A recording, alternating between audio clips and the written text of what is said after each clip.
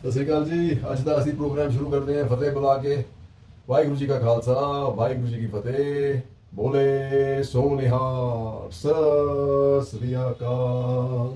करेंगे सिख रेजिमेंट के मोटो के बारे में, और ये है निश्चय कर अपनी जीत करो। सिखों के 10वें गुरु गोबिंद सिंह जी के ये शब्द सिख रेजिमेंट के बहादुर सिपाहियों का मनोबल बढ़ाते हैं। कल 50 राष्ट्रीय अध्यक्ष अखिल भारतीय स्वामीनाथन संघर्ष समिति राजस्थान से हूं। हम राजस्थान के साथी कल से चले हैं। हमें गुस्सा तब आया जब पंजाब के हमारे बड़े भाई सारे साथी खेती किसानी को बचाने के लिए जब दिल्ली की तरफ कूच किया गया, इनको खालिस्तानी आतंकवादी किया गया। मैं आपके मीडिया के सामने, अगर हक मांगना खालिस्तानी है, मैं राजस्थान से हूं, मैं खालिस्तानी हूं। केरल का किसान आ रहा है, वो खालिस्तानी है। मध्य प्रदेश का किसान, उड़ीसा किसान, नागालैंड का किसान, अगर हरियाणा किसान तो बिल्कुल गिल्ला डट रहा है। तो इस करके अगर हक मांगने का आपको नाम दिए जाते। दूसरी तरफ आप इन मेरे बड़े भाइयों को इस धर्म की जितनी मोदी अगर इनकी जुत्ती में पानी भर के पी लेना है तो ये जन्म सुधर जाएगा उसका। जितने बाकी धर्मों में गुरु रहे हैं सभी राज्य महाराजे रहे हैं। सिख धर्म एक ऐसा कौम है, 9 के 9 गुरुओं ने अपने बच्चों की, अपने परिवारों की शहादतें दी है। देश की चाहे बॉर्डर का मामला हो, चाहे देश की आजादी का मामला हो। ये क्या पंजाब एक लाख क्यों है? पंजाब हमेशा से भारत का लीडर होकर था। चाहे विश्व युद्ध की बात हो, पाकिस्तान चीन की लड़ाई की बात हो, चाहे देश की आजादी की लड़ाई बात हो, पंजाब की तो बराबरी करे कौन सकते। गुजरात वाले देश के मालिक बन गए। नहीं तो किसान के नेता कोई सा भी को ना, नेता किसान के बेटे बनेंगे आगे। इंकलाब और सुन लो बात, सारी पार्टियां दे किसान का ऐलान है। पहले तो पंजाब वाला तो मैं कहना चाहूँ, तुमने हमारी मरी और आत्मा जगा दी रहे। हम डरपोक हो गए थे, हम जिंदा कर दिया इन पंजाब के शेरों ने। और हरियाणा के जो गुलाम हो गए, देवीलाल के पोते जो बिक गए बीजेपी के, उनकी तो चर्चाएं मत करो। रोड़ा यो सीधा सीधा देश के व्यापारी मोदी और किसान के बीच में है। ये छोटे मोटे दलाल तो आते जाते रहेंगे। और किसान भाइयों खड़े हो जाओ। इन पंजाब वाले भैया के इन प्रोपगंडा चला रखा है कि खालिस्तान के आदमी है। अरे गधे के बच्चों आगे देख तो लो, ये किसान के बेटे खालिस्तान करता हो गए। शर्म आनी चाहिए तुमने, डूब कर मर जाना चाहिए तुमने। यो हिंदुस्तान है, यो हिंदुस्तान का अन्नदाता है। इनकी ट्रैलियां माँ का देखो, छच्छा बिनने का राशन धरी कांच काट देगा यो किसान। और पूरे हिंदुस्तान का किसान खड़ा होगा, पूरे हिंदुस्तान का किसान खड़ा होगा। रही जेजेपी की दुष्यंत की बात, जेजेपी दुष्यंत जी से मोरे किसान के बीच में आते जाते रहेंगे। अगली बारी हम इन्हें जीरो कर देंगे। जो किसान के लिए खड़ा होगा उसका किसान वोट गिरेगा। और की देखने को मिलती है भाई, कितने मीटर झंडा? 5000 मीटर का तिरंगा। अंकल जी मैं खड़ा होकर बोल आ देखो जी, 5000 मीटर का तिरंगा। जिंदाबाद किसान एकता जिंदाबाद। नमस्कार दोस्तों, मैं विनय दुबे मुंबई से आप लोगों को आज वो हकीकत में दिखाने जाने जा रहा हूं जिसकी वजह से आज किसान आंदोलन किया जा रहा है। जिस तरह से मोदी सरकार ने भंडारण पर, अनाज के भंडारण पर से छूट हटा दी है कि आप कितना भी अनाज स्टॉक कर सकते हो, और ये पूरी तैयारियां सिर्फ कुछ उद्योगपतियों को फायदा पहुंचाने के लिए की जा रही थी, ऐसा आरोप किसानों का था। आज उसकी पुष्टि करने के लिए मैं जमीनी स्तर पर आया हूं। हरियाणा के पास ये पानीपत इलाका है जहां पे नौलथा गांव है। करीबन न्यू दिल्ली से 110 किलोमीटर का ये दूर ये इलाका है। जी हाँ, ये वही नौलथा गांव है जहां पर अडानी ग्रुप का 100 एकड़ में फैल रहा गोदाम तैयार हो रहा है। मैं आपको ये जानकारी इसके लिए दे रहा हूं ताकि आपको पता चले कि ये किसान भाई आज आंदोलन क्यों कर रहे हैं।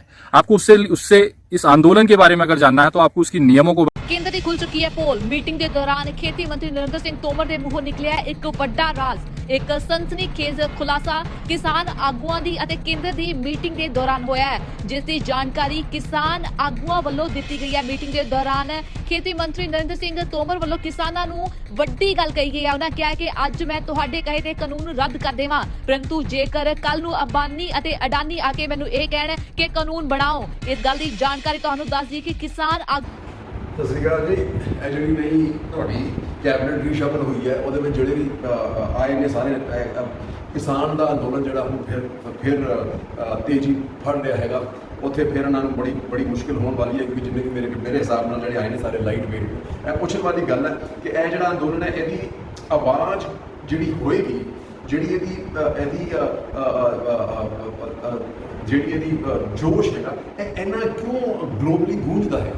ਇਸ ਲਈ ਗੂੰਜਦਾ ਹੈਗਾ ਕਿਉਂਕਿ ਇਹ ਸਰਦਾਰਾਂ ਦੀ ਬੁਲੰਦ ਆਵਾਜ਼। ਸਰਦਾਰਾਂ ਦੀ ਬੁਲੰਦ ਆਵਾਜ਼ ਕਿਉਂ ਹੈ? ਕਿਉਂਕਿ ਪਿੰਡ 'ਚ ਤੁਸੀਂ ਜਾਓਗੇ ਜਿੱਥੇ ਤੁਹਾਡੇ ਹੈਗੇ ਕਿਸਾਨ ਹੈਗੇ ਨੇ, ਅੱਧੋ ਤੋਂ ਜ਼ਿਆਦਾ ਦੇ ਉਹ ਜਾਂ ਤੇ ਰਿਟਾਇਰਡ ਫੌਜੀ ਹੋਣਗੇ, ਜਾਂ ਉਹਨਾਂ ਦੇ ਪਿਓ ਵੀ ਫੌਜੀ ਹੋਣਗੇ, ਜਾਂ ਚਾਚਾ ਭਤੀਜਾ ਸਾਹਿਬ ਫੌਜੀ ਹੋਣਗੇ। ਅੱਜ ਦੀ ਡੇਟ 'ਚ 50% ਤੋਂ ਜ਼ਿਆਦਾ ਦੇ ਜਿਹੜੇ ਬੇਟੇ ਹੈਗੇ ਨੇ ਉਹ ਸਾਰੇ ਮੇਰੇ ਹਿਸਾਬ ਨਾਲ ਆਗੇ ਸਾਡੇ ਇੰਡੀਆ ਦੀ ਸਰਹੱਦ 'ਚ ਤੈਨਾਤ ਹੈਗੇ ਨੇ। ਬਾਕੀ ਜਿਹੜੇ 50-60% ਹੈਗੇ ਨੇ ਉਹ ਗਲੋਬਲੀ ਵਿਸ਼ਵ ਸਾਰੀ ਜਗ੍ਹਾ ਫੈਲੇ ਹੋਏ ਨੇ। ਜਿੱਦਾਂ ਆਸਟ੍ਰੇਲੀਆ ਲੈ ਲਓ, ਨਿਊਜ਼ੀਲੈਂਡ ਲੈ ਲਓ, ਤੁਸੀਂ ਅਮਰੀਕਾ ਲੈ ਲਓ, ਕੈਨੇਡਾ ਲੈ ਲਓ, ਇਟਲੀ ਲੈ ਲਓ, ਉੱਥੇ ਸਾਰੀ ਜਗ੍ਹਾ ਉਹ ਜਾ ਕੇ ਨਾ ਉਹ ਕਿਸਾਨ ਹੈਗੇ ਨੇ। ਜਦ ਉਹਨਾਂ ਦੀ ਬੁਲੰਦ ਆਵਾਜ਼ ਜਦ ਘਰ ਜਾ ਕੇ ਲੱਗਦੀ ਹੈ ਤੇ ਉਹਨਾਂ ਦੀ ਬੁਲੰਦ ਜਿਹੜੀ ਆਵਾਜ਼ ਹੈ ਨਾ ਉਹ ਉੱਠਦੀ ਹੈ, ਉਹ ਉੱਠੇਗੀ। ਤੇ ਇਹ ਸਰਕਾਰ ਨੂੰ ਬੜਾ ਸੰਭਲ ਕੇ ਰਹਿਣਾ ਪੈਣਾ ਕਿ ਉਹ ਸਾਰੇ ਜਿਹੜੇ ਬੰਦੇ ਸਰਦਾਰ ਉੱਥੇ ਬੈਠੇ ਨੇ ਉਹ ਸਾਰੇ ਖਾਲਿਸਤਾਨੀ ਨਹੀਂ ਹੈਗੇ, ਉਹ ਸਾਡੇ ਵਾਂਗੇ ਸਾਰੇ ਬੰਦੇ ਹੈਗੇ ਨੇ, ਕਈ ਤਾਂ ਪ੍ਰੋਫੈਸ਼ਨਲ ਹੈਗੇ ਨੇ ਉੱਥੇ ਸਰਦਾਰ ਜਿਹੜੇ ਹੈਗੇ ਨੇ। ਦੂਜੀ ਚੀਜ਼ ਇਹ ਹੈ ਕਿ ਕਿਉਂਕਿ ਜਿਹੜੀ ਯੂਪੀ ਤੇ ਪੰਜਾਬ ਦੀ ਇਲੈਕਸ਼ਨਾਂ ਆ ਰਹੀਆਂ ਨੇ ਤੇ ਇਹ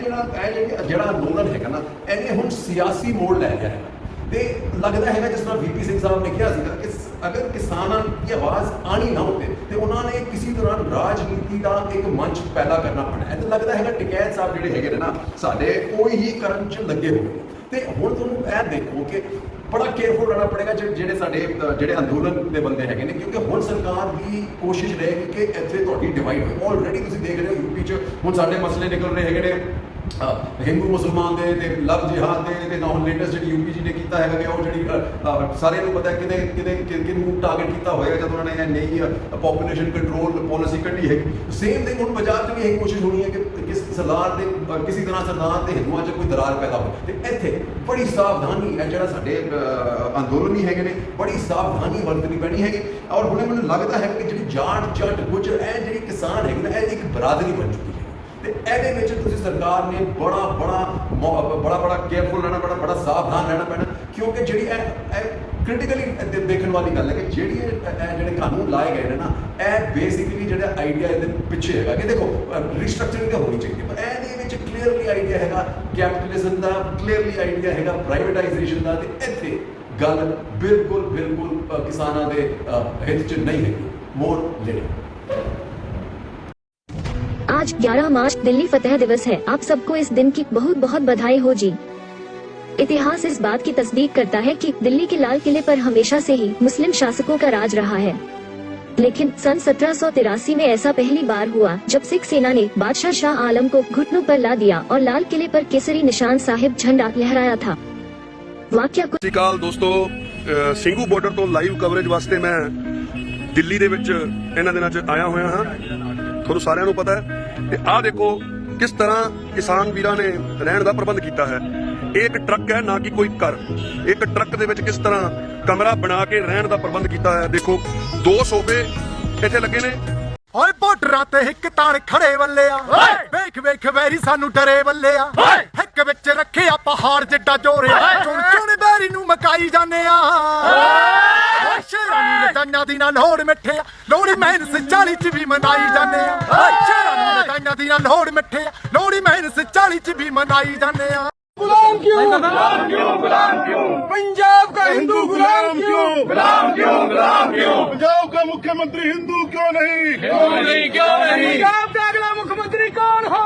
हिंदू हो, हिंदू हो। पंजाब का अगला मुख्यमंत्री कौन हो? हिंदू हो। बाबे नानक दे विहां दे विराजना, सारी दुनिया ते लाउंदा ए लंगर खालसा हो। बाबे नानक दे विहां दे विराजना, दुनिया ते लाउंदा ए लंगर खालसा।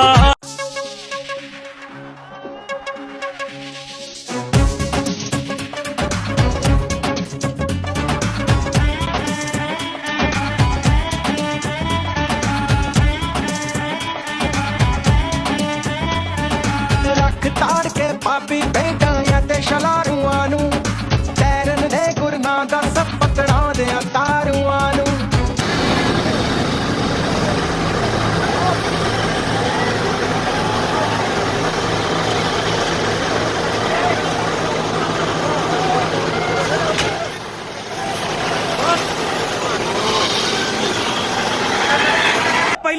ਪਹਿਲੀ ਵਾਰ ਲਾਈਵ ਆਏ ਆ। ਪਹਿਲੀ ਵਾਰ ਮੁਰਥਲ ਨਾਕਾ ਸਭ ਤੋਂ ਵੱਡਾ ਦੱਸਿਆ ਜਾਂਦਾ ਪੰਜਾਬ ਦੀ ਜਵਾਨੀ ਖੜ ਗਈ ਇਹਨਾਂ ਦੇ ਹਿੱਕਾਂ ਦੇ ਟਰੈਕਟਰ ਲੈ ਕੇ 15 ਕਿਲੋਮੀਟਰ ਦਾ ਜਾਮ ਖਲਾਤਾ। ਆ ਸਭ ਤੋਂ ਵੱਡਾ ਬੈਰੀਕੇਡ ਮੰਨਿਆ ਜਾਂਦਾ ਸੀ, ਸਭ ਤੋਂ ਵੱਡਾ। ਇੱਧਰ ਵੇਖੋ ਸਾਡੀ ਹਾਲਤ। ਅਸੀਂ ਥੋੜਾ ਜਿਹਾ ਸੁਖਬੀਰ ਸਿੰਘ ਬਾਦਲ ਨੇ ਤਾਂ ਇਹ ਵੀ ਕਹਿਤਾ ਜਿੱਥੇ ਲੰਗਰਾਂ ਦੀ ਜ਼ਰੂਰਤ ਪਈ, ਜਿੱਥੇ ਕਿਸਾਨਾਂ ਨੂੰ ਜ਼ਰੂਰਤ ਪਈ ਉਹਨਾਂ ਦੇ ਨਾਲ ਖੜੇ। ਇਹ ਲੰਗਰ ਬਾਬੇ ਨਾਨਕ ਨੇ ਚਲਾਇਆ ਸੀ, ਸੁਖਬੀਰ ਦਾ ਚਲਾਇਆ ਨਹੀਂ ਹੈ। ਇਹ ਪਾਣੀ ਸਿਰਾਂ ਪਰੋਂ ਦੀ ਵਹਿ ਦਿੱਲੀਏ, ਪਾਣੀ ਸਿਰਾਂ ਪਰੋਂ ਦੀ ਵਹਿ ਦਿੱਲੀਏ ਨੀ ਅਸੀਂ ਵੱਟਾਂਗੇ। ਜੇ ਸਾਡੀ ਪੈਲੀ 'ਚ ਬਗਾਨਾ ਪੈਰ ਪੈ ਗਿਆ ਦਿੱਲੀਏ ਨਹੀਂ ਅਸੀਂ ਵੱਟਾਂਗੇ ਖੇਤਾਂ 'ਚ ਬਗਾਨਾ ਕੋਈ ਪੈ ਗਿਆ ਦਿੱਲੀਏ ਨਹੀਂ ਅਸੀਂ ਵੱਟਾਂਗੇ ये डबल इंजन आपका जाएगा, क्लियर है। ये पटरी सभी से जाएगा। यूपी आएंगे, यूपी पक्की है, पक्की है। यहाँ तो जीत पक्की। पूरा जबरदस्ती से लाभ अपना कर हम खेत पे जाएंगे लेबर हमारी। आप बताइए, अच्छा रुक तो जाइए, आपकी सवारी कहाँ बगे जा रही है? जाते हैं सुखी भवा, क्या बोले? भोजन करने से पहले सब लोग बोलेंगे अन्नदाता सुखी भवा। मुझे जो अन्न देता है वो सुखी रहे। इसमें 3 लोग आ जाते हैं भाई। सबसे पहले अन्नदाता कौन है? किसान। किसान का आंसू बहे तो जो भोजन करते हैं उनका पेट ठीक नहीं रहता, बीमार पड़ जाएंगे। किसानों का आंसू नहीं बहना चाहिए, किसान खुश रहे तो भोजन जो करता। So welcome back, folks. So, is there a case to be made for reforming agriculture? Of course there is. But what's the problem? The problem is that these laws, the way they're structured, is just primarily for one reason. And because they were bought in the dead of night, instead of chora le market, it's like a chori in the dark, right? And agriculture needs to be restructured, obviously, because the earnings are really dropping. The fields are basically becoming fields of stress. But like VP Singh said, that, we've thrown these farmers into the ditch. We've thrown them into the ditch by creating the laws, the FCI. Why was that done? Was to get out of that famine mindset. And then you had Punjab and Haryana go hammer and thong to provide grains for the rest of the country. Now, can they be penalized? What are these laws doing? They're just forcing us to go into Madhya Pradesh and Gujarat at the cost of Punjab and Haryana, right? The point to be made here is that this is all about privatization and corporatization and crony capitalism and its worse. And there will be only 2 or 3 big organizations that are going to benefit. Now, what you have to do here is, while you look at it, is see the examples being set. Bihar, did it have any impact? No. In fact, the remunerated prices are way below MSP in Bihar. Not only that, the farmers are given up their lands and are actually back to becoming laborers in Punjab. The other important point is, what is the global experience of this? It's terrible. All the small farmers are dead and gone. Again, it's just big farmers, and you will hear Jaitley and Sushma Swaraj put it so succinctly in the tapes that follow after this. The important part to hear about this, and in India it's worse. The small farmers are too many, 70 to 80%. These are fields of distress. They have their farm holdings are less than 2 acres. They will have no negotiating strength against these big corporates, folks. So it's about time to relook at this whole process. All this gobbledygook of not talking just because of an ego is just absolutely not going to work for this government, folks. This buland आवाज ਜਿਹੜੀ ਉੱਠ ਰਹੀ ਹੈ ਕਿ ਸਰਦਾਰਾਂ ਦੀ ਤੇ ਬਾਕੀ ਜੱਟਾਂ ਦੀ, ਜਾਟ ਦੀ, ਗੁਜਰਾਂ ਦੀ, ਜਿੰਨੇ ਵੀ ਹੁਣ ਬਰਾਦਰੀ ਇੱਕ ਹੋ ਚੁੱਕੀ ਹੈ, ਉਹ ਇਹਨਾਂ ਸਰਕਾਰ ਨੂੰ ਸੌਣ ਨਹੀਂ ਦੇਣਾ। जय हिंद। ग्रामीण अर्थव्यवस्था ये कहती है कि आपके ये बैंकों के एटीएम तो आ जाए हैं, आरती उस किसान का पारंपरिक एटीएम है। किसान को बेटी की शादी करनी हो, बुआ का भात भरना हो, बहन का छूछक देना हो, बच्चे की पढ़ाई करानी हो, बाप की दवाई करानी हो, सिर पे साफा बांधता है और सीधा मंडी में आरती पर जाकर खड़ा हो जाता है। उसे केवल विश्वास पर पैसा देता है, क्योंकि उसे मालूम है जब फसल आएगी। बिचौलिए वॉलमार्ट प्रत्यक्ष रूप से किसान के पास जाएगा, और जब प्रत्यक्ष रूप से किसान से सामान खरीदेगा, बिचौलिए हट जाएंगे और इसलिए किसान को उसका दाम ज्यादा मिलेगा। आप अमेरिका और यूरोप के किसान की स्थिति देखिए। वहां तो 20-30 साल से ये लोग हैं। वहां के किसान को तो इन्होंने मालामाल कर दिया होता अभी तक। उनका किसान तो बहुत एफ्लुएंट होता, क्योंकि बड़े बड़े स्टोर वहां हैं, प्रत्यक्ष रूप से किसान से खरीदते हैं, और सारा का सारा पैसा जो बिचौलिए की जेब में जाता था, वो बिचौलिए की जेब में न जाकर अब किसान की जेब में जाएगा। यूरोप और अमेरिका अपने किसान को जीवित रखने के लिए $400 बिलियन सालाना सब्सिडी उस किसान को देते हैं। $400 बिलियन सब्सिडी आज भारत के रुपए के साथ ट्रांसलेट कर लिया जाए तो 6,000 करोड़ रुपया प्रतिदिन देते हैं यूरोप और अमेरिका अपने किसान को, क्योंकि किसान को बाजार में भाव नहीं मिल रहा। तो क्या हुआ, इन बड़े इंटरनेशनल चेन्स ने किसान की क्या परिस्थिति कर दी कि वहां के वित्त मंत्री में तो इतनी क्षमता थी और उसकी जेब इतनी गहरी थी कि वहां से पैसे निकाल के किसानों में बांट देता। तो जिस दुनिया के में यह अनुभव लागू किया गया, वहां किसान को जीवित रखने के लिए, for the sustenance of that farmer, You have to give $400 billion every year to that farmer. तो क्या कारण है कि ये एक्सपेरिमेंट वहां तो चला नहीं, लेकिन हिंदुस्तान में बड़ा सफल हो जाएगा?